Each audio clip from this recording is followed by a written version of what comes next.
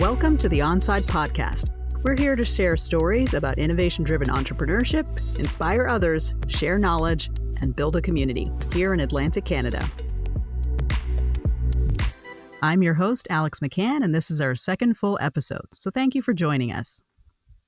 Today, we are speaking with the talented and charismatic Ross Simmonds, who is a local and international marketing brand guru. Ross Simmonds is the founder of Foundation, a content marketing company, as well as the founder of Hustle and Grind, an e-commerce store for entrepreneurs. He's also the author of the Hustle Manifesto and Standout, a guide to turning your passion into your work and how to differentiate your brand. Based in Halifax, Nova Scotia, Ross is an entrepreneur and marketer who is passionate about all things tech and who consistently strives to give back. He sits on the board of directors of Volta Labs, the Black Business Initiative, Boys and Girls Club of Preston, as well as the board of trustees for Phoenix Youth Programs. Over the last 10 years, Ross has worked closely with a wide range of brands across the globe, ranging from Fortune 500 companies to up-and-coming startups. He's been published in Forbes, Huffington Post, Business Insider, VentureBeat, BET, CBC, Social Media Examiner, and more. Ross is known for his work in growth marketing, SlideShare, Instagram, and digital marketing as a whole. He was named in Mashable as one of the top Snapchat marketers in the world, and he has shared his thoughts on marketing and tech around the globe at conferences and events such as SearchLove, CTA Conference, MozCon, and more. So those are all great things. And so welcome, Ross. I'm so glad that you're able to join us here on our show. Alex, thanks so much for having me. I'm excited to chat with you today. Thanks so much for having me on and giving me an invite. I'm excited to be number 2 on the Onside podcast. It's going to be fun. All right, awesome. Just because you're number 2, it doesn't mean anything. This is our second episode. You're still a number 1 in our hearts. I appreciate it. So thanks so much. So, I just shared a few things about you, and these are some of your accomplishments, but I thought maybe you could share with us a little bit of your own background. For sure. So my name is Ross Simmonds, as you mentioned. I'm a born and raised local guy. I grew up in Preston, Nova Scotia, and now I currently live in Halifax. So I've been born and raised in the greatest province of Nova Scotia. I've spent a lot of time on planes traveling around, but at the core, I've been a geek and a nerd since I was a wee kid. I've always been obsessed with the internet. I've always been obsessed more than anything with entrepreneurship. When I was in high school, I sold do-rags out of a locker. When I was in university, I started a fantasy football blog.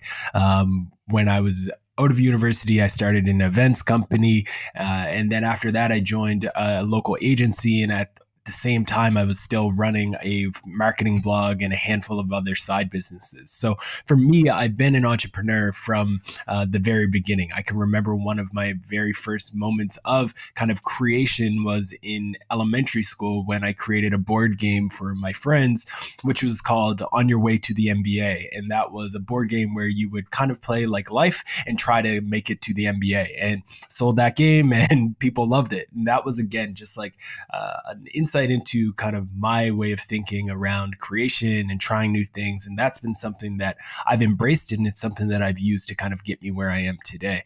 And I love creating new things, and I'll never stop. That's awesome. Well, I appreciate your energy and your passion. That's really inspiring. At Onside, one of the things we're focused on is around innovation-driven entrepreneurship. And to be an entrepreneur, you definitely need to have that creative energy and those creative juices. Do you have an idea of what a way that you might define innovation-driven entrepreneurship? I know you're interested in tech. Right.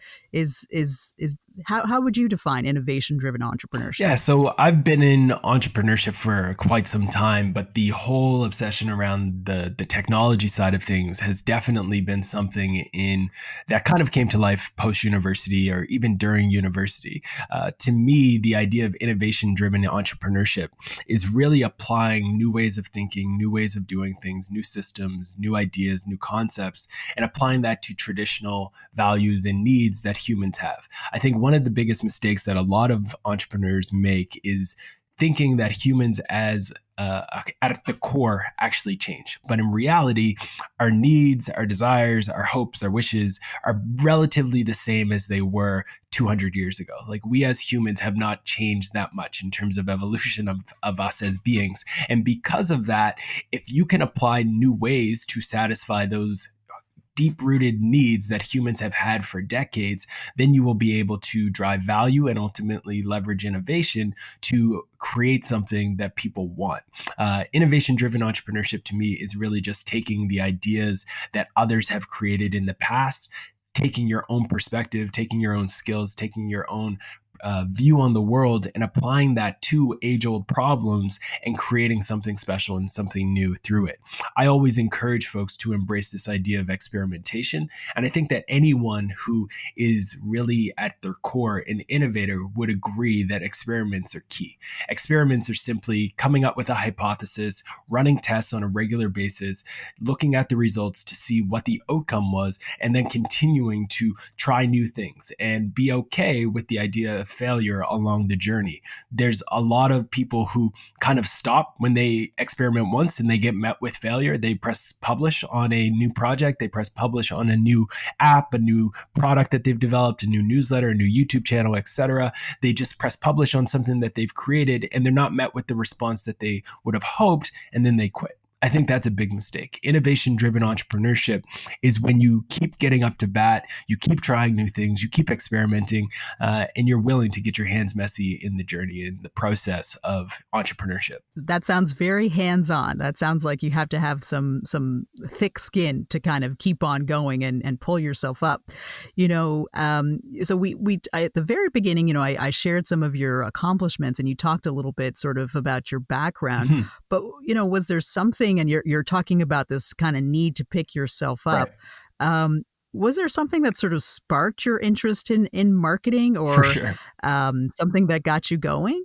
Yeah, so there's definitely two pivotal moments that I would say kind of sparked my interest in marketing and that sparked my interest in tech. So for marketing, it's kind of funny and it's not really that interesting, but I saw a movie when I was a kid called Boomerang, and there was a gentleman in the movie who was Black, and I was like, whoa, there's a Black guy doing business and marketing. I want to be like him. And he was running an ad agency, and I was like, oh, that is so cool. And I was like 14 at the time.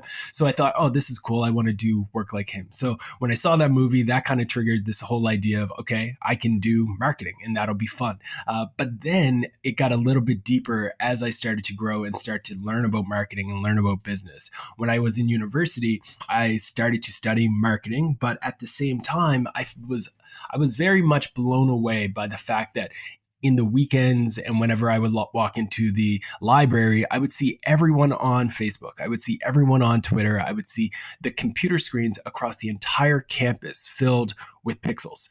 But for some reason, none of the teachers, none of the professors were actually teaching us about technology. None of them were teaching us about social media. None of them were teaching us about podcasting, blog posts, SEO, SEM, nothing related to marketing and tech.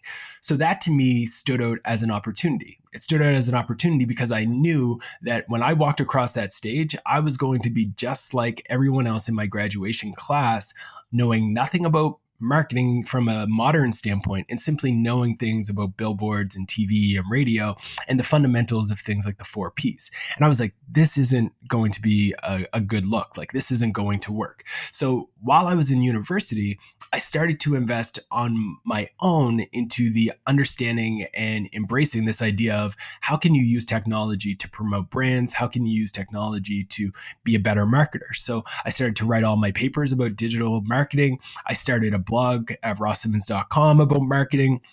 And at that time, I was writing about things that I was learning about Facebook. I was writing about things I was learning about Twitter, about YouTube, etc. So I started to create content about the things that I wanted to learn about. And that really started to move me into a path where in the creation of that content, I discovered startups, and I started to learn a little bit more about this whole economy outside of the region down in Silicon Valley, where people were launching these companies, they were raising capital, and they were creating world-changing products and solutions. So at that point, I decided I need to learn more about this space. So I started to write about that space. And as I started to create content for people who were in that space, it started to show me, wow, I'm in Nova Scotia in my parents' basement drinking stale coffee, and people all over the world are reading my ideas as a 23, 24-year-old about business and startups. This is going to take off. So I doubled down on that interest and I continued to read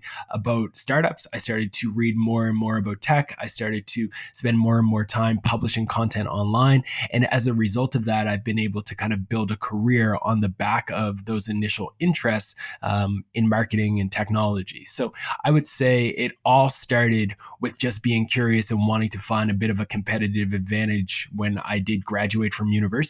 And then it became an obsession because I dream in pixels now and I love everything that I do in the wonderful world of the internet. That's awesome. Is Boomerang the one with Eddie Murphy? Is that Boomerang? It is. That is Boomerang. Yes. My parents. I know what you're talking. Yeah, that is the one with Marcus Carver. Yeah, Eddie Murphy and Boomerang. That's the one. Okay, I was like, I know this movie. I know what you're talking about. Okay. Yeah, I don't know what my parents were thinking. Let me watch that movie so young because I've rewatched it and I was like, yeah, kids probably shouldn't see this movie. But yeah, that was definitely the movie that triggered my interest into marketing. Well, I'm glad that it did, and it makes sense now based on what you've told me. How you put together your hustle manifesto, because you basically reflected your own life where you had this passion, educated yourself, built up your skills, and realized that you could create a career and an opportunity to express yourself and do the thing that you love. And I think that's really exciting and shows a lot of passion and innovation really in creating something that's new for you. So Thanks. that's really great. Um, you know, it's interesting. We have a lot of, especially here in Nova Scotia, we have a lot of really smart tech entrepreneurs. We have a lot of people we have a lot of PhDs, we have a lot of universities, we have a lot of capacity and research facilities and things like that. So we have a lot of people who are coming up with great products and services. But one of the things that sometimes happens is that a lot of those people who are doing those things get a little bit intimidated by marketing. That might not be the part of their brain that they're using. What do you think intimidates some tech entrepreneurs about marketing and branding, and how can they overcome that fear? Yeah, so I think you're right when you say fear, and that is essentially the core of it all. The fear of being judged, how people will perceive the brand, the fear of being judged of how people will judge your ideas, the fear of your story getting out there and people not responding well to it. It is truly just a fear. And I think the best way of getting over that fear is to put on the hat of experimentation and recognize that fear is not something that you should let hold you back from telling your brand story. Because if you never get that story out there, then you're not going to be successful with your business. So I think at the core of it, the biggest piece is recognizing like, what is the reason why you don't want to press publish on blog posts? A lot of people will say, oh, we don't really have the perfect content right now, or we don't want to run an ad because it's not right. Our landing pages aren't perfect. Our website design isn't perfect. That's essentially just a fear that we are telling ourselves or putting in front of ourselves that is stopping us from holding back. And more times than not, the only reason why we do, in fact, hold ourselves back is because of the fear of judgment. And I think that is the first thing that we fundamentally need to recognize, is that all of those things are just excuses for not wanting to be judged by our peers, not wanting to be judged by our friends, not wanting to be judged by ourselves even. Like at the end of the day, if you have an idea and you constantly in your mind are able to tell yourself, oh, it's not perfect yet, it's not right yet, it's going to be better in the future, that is a great crutch to kind of lean on, because in your mind you can tell yourself, when it does go live, this is going to be amazing. Or when this does go out there to the world, people are going to love it. And it's just not the right time right now. Like that feels good. But when you press publish on those things and it does go out there to the world and you don't get that reassurance, it makes you confront the truth and the reality that maybe it wasn't what it needed to be. But the benefit of getting over that hurdle is the fact that by simply pressing publish, by simply getting this stuff out there to the world and getting it in front of your ideal customers or your ideal audience, you have the ability to learn quicker, learn faster, and then pivot as a result of that. Most people are so afraid of being judged and receiving that negative feedback that they never get started. And I think that that is the underlying reason why people hold themselves back. And if I was to say anything, it would be this: recognize that the world is much bigger than the small bubble of Atlantic Canada. And when you are able to get outside of that, the whole world can open up to you. Like, it's never been a better time to connect with people outside of the region. It has never been a better time to sell to people outside of the region. You have the ability to do that thanks to technology. And it probably, for the most part, doesn't matter what type of industry, what type of business or solution you're in. If you go at it with a creative perspective, you can sell to people outside of the market. And that, as a result, can give you a business that will thrive for years to come. Thank you. I appreciate that insight. I think you have touched on something that's really poignant, is around getting over that fear Right. of putting yourself out there, and also that experimentation, because I think you're right. The first time you put something out there, whether it's yourself or your business or whatever, you're probably not going to knock it out the park. But if you don't, right. if you don't put it out there, you'll never make that incremental progress or pivot or change or those kinds of things. So that's exactly. Like, I can remember one of my first blog posts that I published. I was trying this new channel called medium.com, and I pressed publish on a new piece of content. It was when I was fresh out of school, but I wanted to really break into the scene. And I got 2 likes. One was from one of my followers on Twitter, and one was from my mom. Like, that sucked.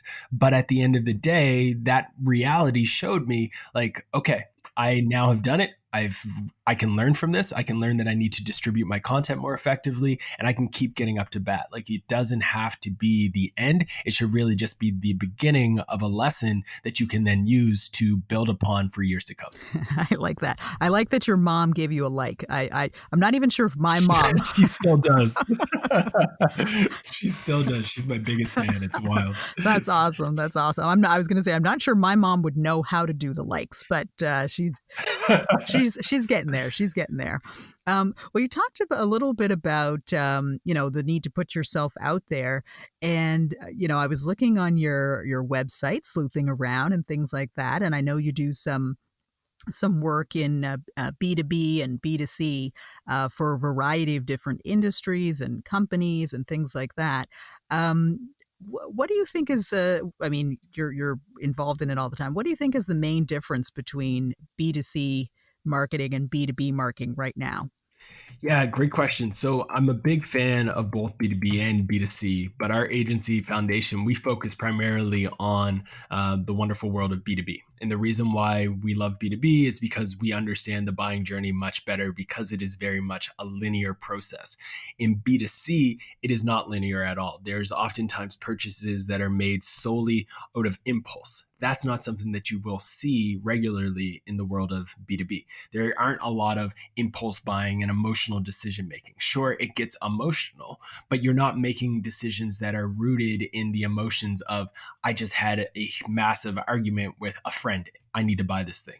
Or I'm making this purchase because I see that something is happening with my family and I need to make this purchase. Or I'm self-conscious about the way that my hair looks, so I'm going to make this purchase. That doesn't happen in B2B.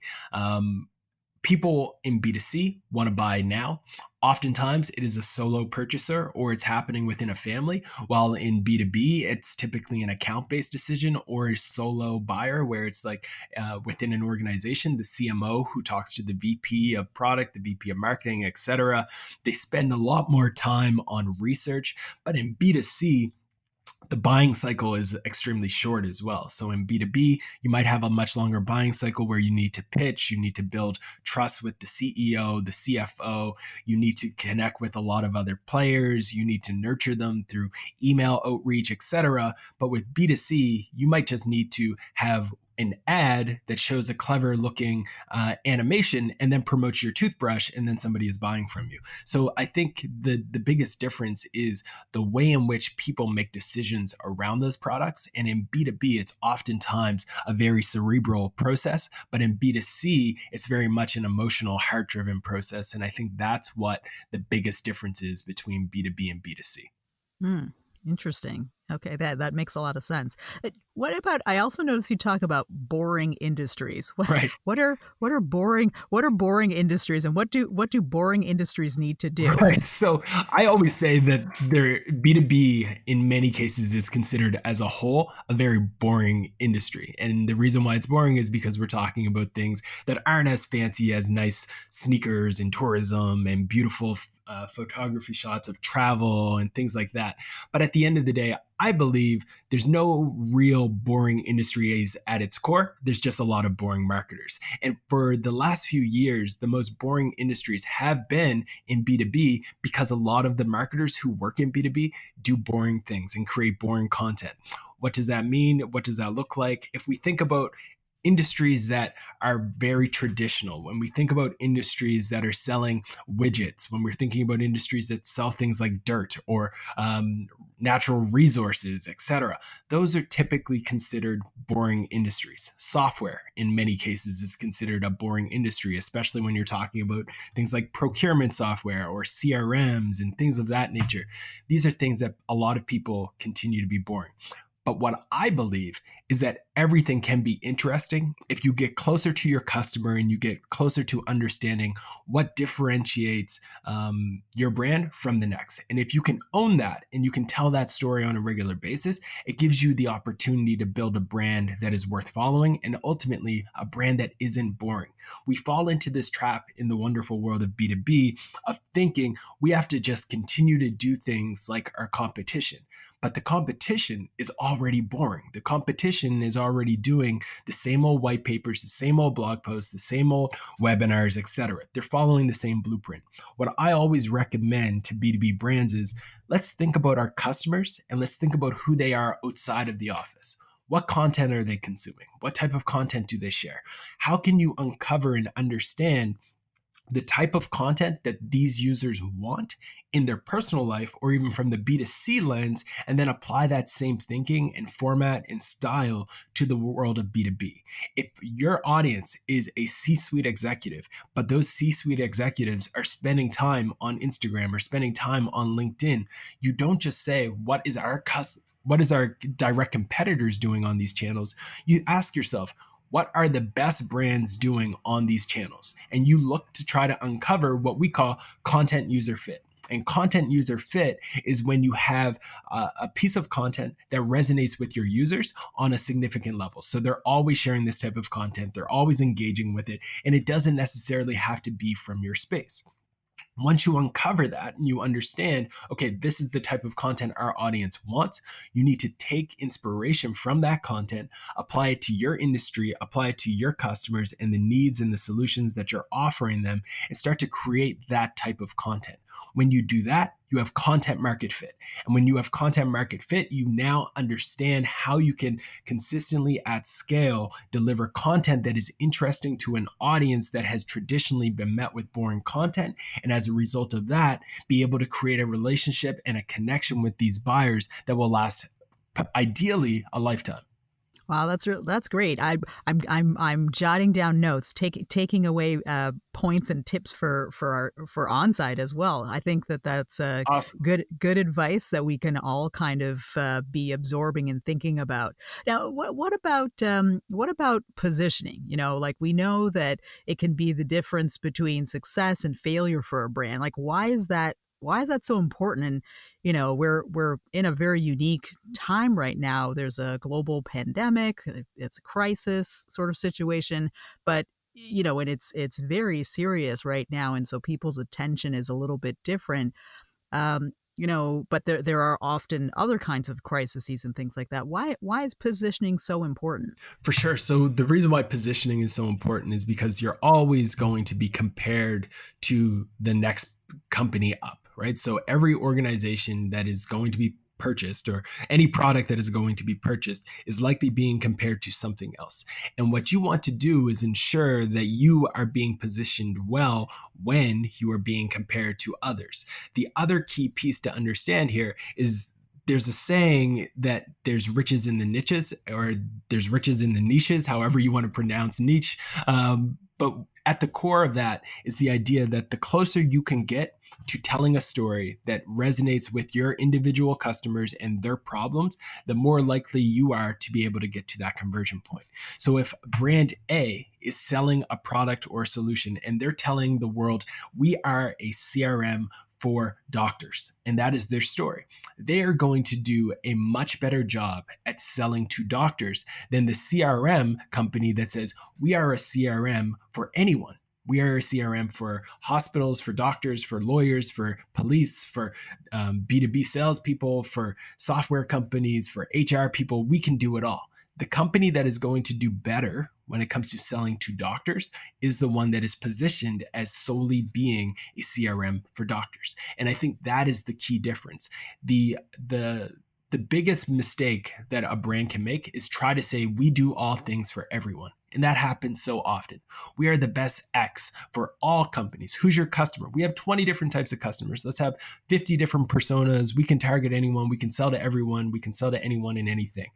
That is a horrible way to go to the market, because if you try to speak to everyone when you are especially a startup, you are going to resonate with no one, because everyone is going to be like, yeah, but there's this one solution, this one product that is tailored directly to me and my needs. So I'm going to go with them. Sorry, I'm not interested in what you're offering because this one is tailored directly to me. That is the way that you will lose out.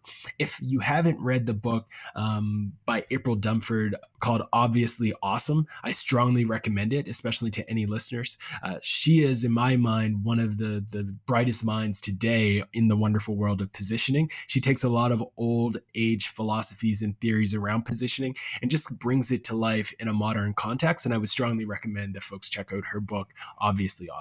Okay, that's a great recommendation. Yeah, I think it's really difficult, especially when you're starting out and you're trying to get traction and get customers to start getting distracted and start in a way diluting your brand by trying to be too many things to too many people. So I think that's a sage advice for folks to really understand who they're going after and how to position themselves to do that.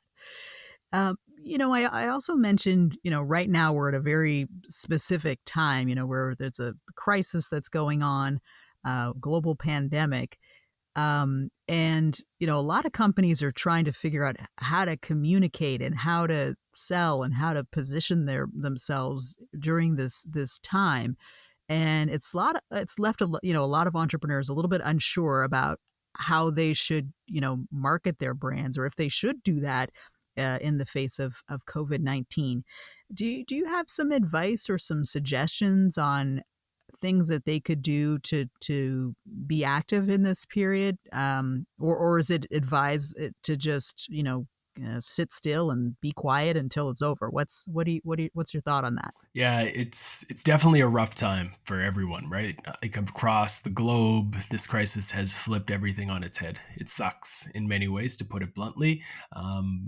And to be doing marketing at this time, it can kind of feel insensitive, and you can kind of feel like, oh, wow, I live in this world of a bubble where I'm able to still do my job and do my work while so many people are struggling. And it kind of feels like you're hammering a nail into a rock day after day, and people walk by and they see you doing this thing and you're like, okay, I'm still going at it. I'm still pushing out content, and they're like, why are you just nailing on this rock day after day? And you're asking yourself, like, what, am I even doing the right thing? Like, should I do this? Like, I see that there's a few chips in the rock, a few things that are falling off, but for the most part, there's no real difference. And I think that's going to be the reality for a lot of brands in the next few months for a while. Like, you're going to continue to just hit a nail into a rock day after day, and you're going to feel like you're not getting any reward. But eventually you'll have one final blow and that rock's going to split in half. And when that happens, it's not going to be because that one blow that you took at the end of nailing into this rock was the best blow that you ever did. It's going to be because you took 625 other blows before that got you to that point where you were able to see that rock split. So while it may feel very unfulfilling right now, it might feel foolish, it might feel insensitive, it might even feel wasteful. I recommend that brands don't pause your efforts, don't pause nailing into that rock. Instead, just adjust the way that you do it. You have to lead with empathy. You need to lead with understanding the fact that, yes, in most cases, what we are doing is not the priority for so many people right now. People are in a situation where they have their kids at home. So if they're not responding to your emails right away, lead with empathy. Understand that their situation is not exactly the same as yours, and recognize that everyone is going to be going through even worse situations than that, where loved ones are being impacted by this and passing away as a result of the pandemic. So I think at the core, I like to rely on data, and the data shows that in every crisis that we've seen in the modern day where technology has been around, people have continued to go to the internet and look for content. People have continued to go online and look for information. And yes, they even look for information around products and services and solutions like yours and like ours. Because of that, I think it's important that you do continue to create content. I think you have to lead with empathy, as I mentioned, but the stats and the data shows that year over year, even in 2008, when we had the recession, people still were looking for content on an uptick, right? Like there was a continuous rise for the brands that launched in 2007, in 2008. In 2008, there was also an uptick in the number of people looking for very niche categories. We've done some research at Foundation across even more traditional industries like fitness, and even in that space, more people were online looking for content online on Google because, again, people still want information. To build on that, we do live in an interesting time where this pandemic has resulted in everyone staying home. And because everyone is staying home, there's more people online. And because there's more people online, now is much different than 2008. It's much more different than any recession that we've seen before, because technology is at a point where it's never been before. So you have the ability to connect with people deeper and more intentionally than ever before. And because of that, my recommendation is not to pause any of your content marketing efforts. It's not to pause any of your communication efforts, unless, of course, your business has taken a massive hit and you're struggling to stay afloat. Then, of course, you have to pivot. You need to adjust. But my recommendation to those who can still sell their solution, sell their service, sell their product is to not pause your message because you feel like you're hammering a nail into a rock and it feels unfulfilling. My recommendation is to adjust the way that you're hammering it. That's great. That's great. What because that was really helpful and sort of insightful about, you're right. We are in this moment where there are more and more people who are online with nowhere to go, and who have access to the internet, and the tools and information is literally right at your fingertips. What are some tools that startups could use right now that you think are kind of interesting, or that you recommend?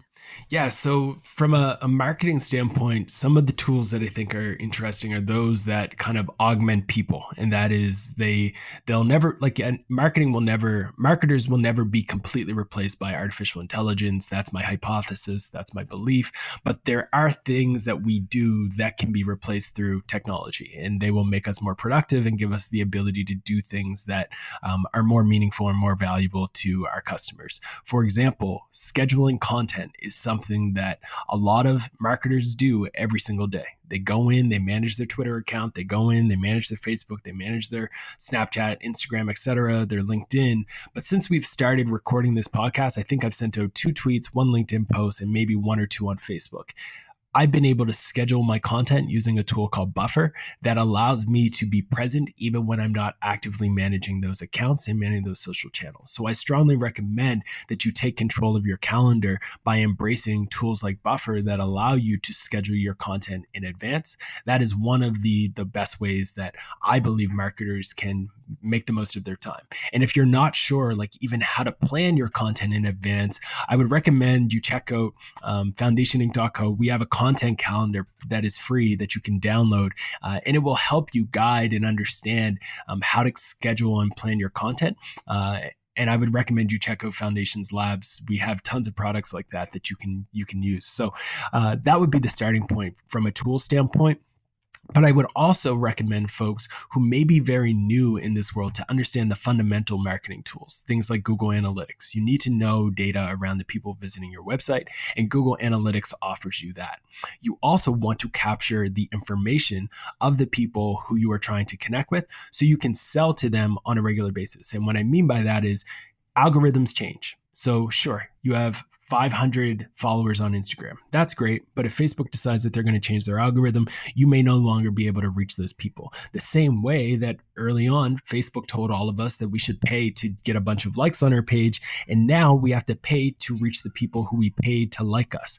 If you do not want to play that game where algorithms are constantly wiping you out, I strongly recommend that you also invest in having a newsletter. So you can use sites like MailChimp, ConvertKit, ClickFunnels, ActiveCampaign, etc., to establish a newsletter where you own the relationship with your customers, with your audience, and you can actually nurture those via email. I always say, I love social media, I love Twitter, I love Reddit, I love Instagram, I love all of these channels, but email is without question one of the most undefeated channels for connecting with your customers. And as many times as we've heard gurus preach and say that email is dead, it has never been more alive, and it will continue to be a thriving force as long as we want to connect with other people, and that's not going to change anytime soon. Thank you for that. I definitely know that my email is a good source for receiving marketing content. I have a ridiculous number of advertisements that come to me all the time, but I do not delete them. Right. I keep them, Nice. and I keep saying I should unsubscribe. I should unsubscribe to this one. I don't shop there that much, Right. but I don't, and I keep them. And just even seeing the name pop up in your email, even if I don't even open it, reminds me of that particular brand. It's so true. Well, we're getting close to the end of our time, and I just wanted to ask just a couple final questions as we come to the end. If you could turn back time, what would you say to yourself 10 years ago? You've reached this new point today, but if you could go back in time and whisper in your ear 10 years ago, what would you say to yourself? Publish more. That would be it. Like, publish more. I fell into the trap that so many do, where I had a lot of content just in my drafts and I didn't press publish for a very long time. And then I would always see people go live with the ideas and concepts that I wish I would have actually just had the confidence to press publish on. So my advice to myself 10 years ago would be, don't be afraid, press publish, and get everything out there that you've developed rather than sitting on it, waiting for it to be perfect. And then my other piece of advice to myself back then would be, remember, there are no rules when it comes to creation, and you can just create things and see how the world responds. I like that. And then if somebody was inspired by you, you're out there talking to a lot of people, you're here on our podcast. If someone was inspired by you, what would you say to that person? I'd say that's a great question. So my answer would be the same thing that I would ideally like to tell my kids in the future, and that is just like, you are enough, right? Like, you are enough. You have everything that you need inside of you to take all of that inspiration and turn it into something that gives you the life that you're trying to build. So just keep chasing it, keep going, and you'll be there. So my advice to anyone who's inspired by me is, you are enough. You don't really need me. You've got this. So go for it, chase your dream, and turn it into a reality. Okay. Thanks so much for that. Last quick question. On social media, you go by the Cool is Cool. Yeah. How did that come about, and how do you stay so cool? Great question. So I started the Twitter handle The Cool is Cool as a reminder to myself whenever I logged into social media that when I do go on social, when I do go on any of my channels, the intent is not to be the coolest person. It's to be true to myself. There's a song by Lupe Fiasco called The Cool, and it's about a young kid who tried to be be cool. And as a result of it, he went down the wrong path. And my thinking around having this Twitter handle was really just a reminder for myself that it's not about being cool. It's about doing the things that you're most interested in, doing the things that you're most passionate about, and being unapologetic about the fact that you are a nerd who loves Fresh Prince, who loves a lot of random things like comics and superheroes and technology, and just leaning into it and owning it and allowing the work to speak for itself. Awesome. I like that. I used to love the Fresh Prince too. I mean, come on. Nice. It is pretty awesome. I love it. Well, Ross, thanks so much. If people are interested in connecting with you, what's the best way that people can find you? Yeah, so the best place is definitely Twitter. If you are on Twitter, check me out at @thecoolestcool, twitter.com/thecoolestcool, but also to check out rossimmonds.com. I've got a newsletter, and Alex, I look forward to seeing you on it as well. So I can join all of those brands in your inbox, but I send out emails on a regular basis with my latest thoughts and ideas on content marketing, technology, trends, growth, entrepreneurship, etc. So rossimmonds.com, check out my newsletter, subscribe there, and it is me on the other end of that email. So if you have any questions, by all means, always hit that little R and reply back, and I'd love to hear from you. But Alex, before we do wrap this up, I want to thank you for having me on. Thank you for bringing this to life in terms of the show. I think it's awesome that we can get these types of voices, these types of stories in front of Atlantic Canadians. So my hat's off to you for taking the time to create such a powerful platform and delivering value to the community. So thank you for having me on, and thank you for bringing this to life. Oh, that's great. Thank you. Thanks so much. I'm happy to do it, and we're happy to have you as a guest. So once again, thank you for joining us, and who knows, we might have you back another time. To all the listeners that are out there, I just want to say thank you for tuning in. We know that you have a choice of the things that you can spend your time on and listen to, and we appreciate that. If you're able to subscribe and like our podcast, that would be great. You can also find more information about Onside at our website, www.onsidenow.ca. And also a special shout out to our awesome innovation engagement manager, Sharon, who helped put this together, and our friends at Podstarter. So thanks very much, everybody, and we'll be hearing from you soon.